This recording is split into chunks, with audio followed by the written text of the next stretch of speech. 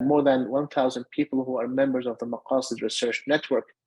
We look at all of you and we consider all of you to be partners with us in this journey. You're not just participants, you are not just observers.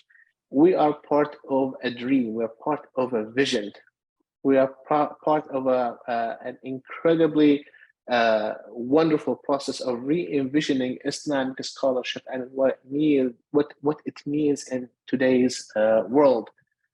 This is really what I hope you are here for, and you take this upon yourself. So when we talk with each other, we are not talking to, we're not talking about two distinct groups. We are all in this together. We are one group. We are one jama'ah trying to realize this incredible objective.